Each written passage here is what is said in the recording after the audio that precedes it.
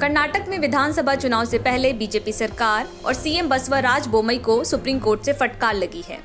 ये फटकार कोर्ट की ओर से इसलिए लगाई गई है क्योंकि कर्नाटक सरकार ने हाल ही में ओबीसी के मुसलमानों के लिए 4% कोटा समाप्त करते हुए सरकारी नौकरियां और शैक्षणिक संस्थानों में आरक्षण की 2 नई श्रेणियों की घोषणा की थी। ओबीसी मुसलमानों के लिए 4% वोट को वोकालिगा और लिंगायत समुदायों के बीच बांट दिया गया और आरक्षण के योग्य मुसलमानों को आर्थिक रूप से कमजोर वर्गों के तहत भी विभाजित कर दिया गया, जिसकी वजह से राज्य में आरक्षण की सीमा करीब 57% तक पहुंच गई। बोम्मई सरकार के इसी फैसले को सुप्रीम कोर्ट में चुनौती दी गई, जिस पर फैसला सुनाते हुए कोर्ट ने सरकार को फटकार लगाई।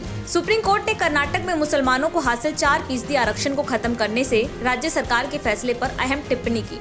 कोर्ट ने कहा कि उसे पहली नजर में ये फैसला गलत लग रहा है। सुप्रीम कोर्ट ने कहा कि वोकालिगा एवं लिंगायत के लिए 2% आरक्षण बढ़ाने का एवं मुसलमानों के लिए 4% ओबीसी आरक्षण खत्म करने का कर्नाटक सरकार का फैसला प्रथम दृष्टया त्रुटिपूर्ण है।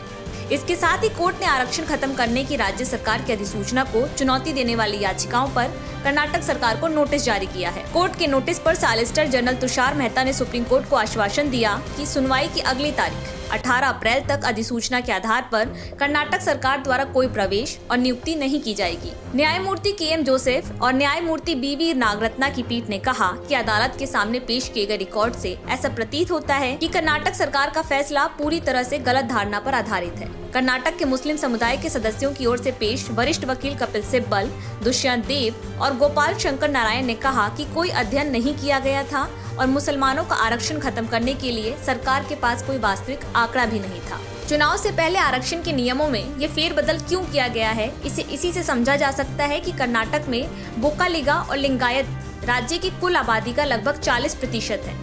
वोकालिगा और लिंगायत समुदाय दोनों का राज्य में काफी राजनीतिक प्रभाव है। सभी राजनीतिक दलों की कोशिश इन दोनों समुदायों को खुश करने की होती है। बीजेपी सरकार के इस फैसले के बाद अब कर्नाटक में लिंगायत आरक्षण को 5% से बढ़ाकर 7% कर दिया जाएगा। इसके साथ ही वोकालिगा समुदाय के आरक्षण को 4% से बढ़ाकर 6% कर दिया जाएगा। आपको बता दें कि कर्नाटक में मुसलमानों को 4% आरक्षण 2013 में कांग्रेस की सरकार ने दिया था। चूंकि अब ये मामला सुप्रीम कोर्ट में पहुंच चुका है और कोर्ट इस पर 18 अप्रैल को सुनवाई करेगा, तो देखना होगा कि कोर्ट के इस फैसले का चुनाव नतीजों पर कितना असर पड़ता है।